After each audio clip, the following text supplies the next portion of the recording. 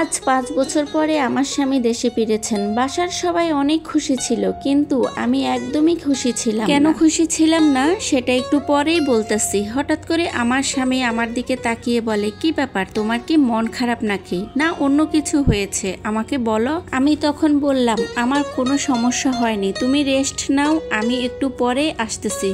তো তখন তার জন্য আমি যখন পানি নিয়ে যাচ্ছিলাম আমার পায়ে একটু আঘাত ছিল।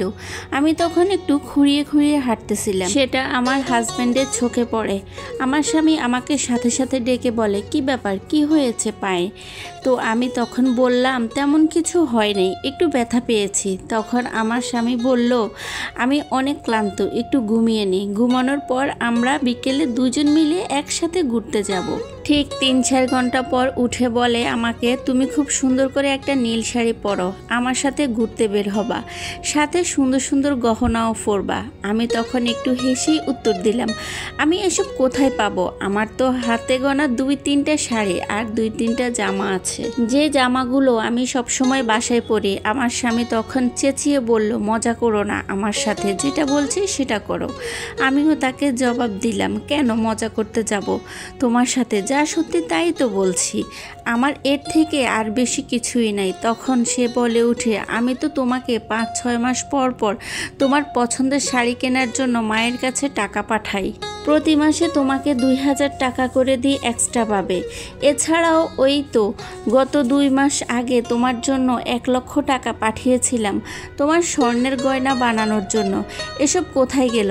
আমি তখন বিরক্ত হয়ে বললাম, কিছুই নাই, আমি যেতে পারবো না। তখন আমার স্বামী বলে, ফোন দিলে তো ঠিকই বলতা যে তোমার সব কিছুই আছে, এসব এখন কোথায় গেল?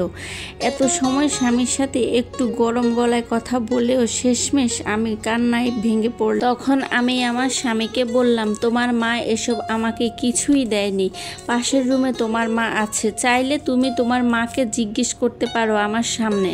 এই কথা শোনার পর আমার স্বামী তার মাকে একটা ডাক দিল। মুহূর্তেই আমার শাশুড়ি আমাদের রুমে এসে হাজির হয়ে গেল। এসেই আমার শাশুড়ি জোর গলায় বলা শুরু করলো, কি হয়েছে বাবা, তুই না ঘুমিয়েছিলি, বউ কি তোর সাথে ঝামেলা করতেছে, আমাকে বল। আমার স্বামী উল্টে আবারও তার মাকে জিজ্ঞেস করলো যে আমার বউয়ের শাড়ি কই, ওর সব স্বর্ণের জিনিস কই, ওকে যে এত এত জিনিস দিলাম এগুলো কোথায় গিয়েছে, ওর কোনো জামা কাপড় নেই কেন? আজকে আমি এতদিন পর বাসায় এসেছি, তারপরও দেখি ওর গায়ে নোংরা একটা কাপড়। মুহূর্তেই আমার শাশুড়ি চুপ হয়ে গেল, তার মুখ থেকে একটা কথাও যেন বের হচ্ছে না। তখন আমার স্বামী বলে, কি হলো মা, উত্তর দাও। তখন আমি এক প্রকার বলেই উঠলাম, তোমার মা আর কি উত্তর দিবে, আমি সব কিছু বলতেছি, তুমি একটু শোনো। তো শোনো, তুমি বিদেশে যাওয়ার পর তোমার মা আর তোমার বোন আমাকে অনেক কষ্ট দিয়েছে, যা বলার মতো না। কাজে যদি কখনো ভুল হতো, কখনো তোমার মা কখনো তোমার বোন সাথে সাথে আমার গায়ে হাত তুলতো। ওই যে তোমার বোনকে দেখতে পাচ্ছ, আমার থেকে বয়সে ছোট, কিন্তু সাহস হয় কিভাবে আমার গায়ে হাত তোলার। আর বাকি রইল গহনা আর জামা কাপড়ের কথা। গত মাসে আমাকে যে টাকাটা পাঠিয়েছিলে ওই টাকাটা দিয়ে তোমার বোন নতুন একটা আইফোন কিনেছে, পারলে জিজ্ঞেস করে দেখো, সে তো সামনেই আছে।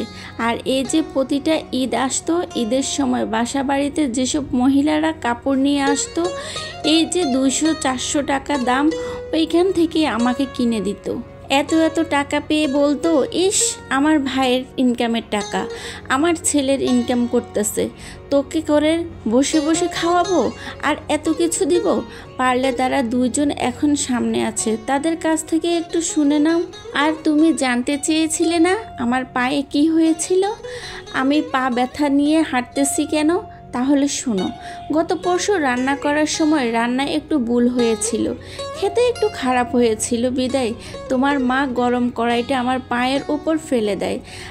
আর তুমি জানতে চেয়েছিলে না তোমার সাথে আমি কথা বলি না কেন, আসলে তোমার মা আর বোন তোমার সাথে আমাকে কথাই বলতে দিত না। এসব কথা শোনার পর আমার স্বামী তার মাকে জিজ্ঞেস করে, মা আমার বউ যা বলতেছে এটা কি সত্য? তখন তার মা কোনো প্রকার প্রশ্নের উত্তর দিতে পারে না, কারণ তার কাছে কোনো উত্তরই ছিল না। কেন তোমরা আমার অনুপস্থিতিতে আমার বউয়ের সাথে এত খারাপ ব্যবহার করেছো, তাকে কাজের মেয়ের মতো করে রেখেছো? তখন আমার শাশুড়ি বলে, বাবা আমার ভুল হয়েছে, আমাদের ক্ষমা করে দে। আমার ননদ বলে যে ভাইয়া ক্ষমা করে দাও। এমন অবস্থায় আমার স্বামী অনেক রেগে যায়। আমি আমার স্বামীকে বললাম, তুমি শান্ত হও, যা হয়েছে হয়েছে। আমার শাশুড়ি আর ননদ রাগ দেখিয়ে রুম থেকে বের হয়ে যায়।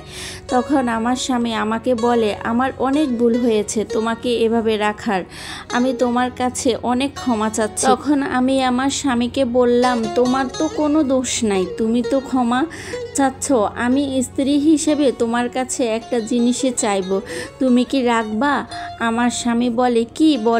আমি বললাম, তুমি আর আমাকে রেখে কখনো বিদেশ যাবা না, যেটা হয় দেশেই থাকবা। আমার স্বামী তখন বলল, কথা দিচ্ছি আমি আর কখনো বিদেশ যাব না। আমার স্বামী বলে উঠল, অনেক হয়েছে, এখন চলো মার্কেটে যাব, তোমার কি কি নাই আমাকে বলো, আমি সব কিছু কিনে দেব।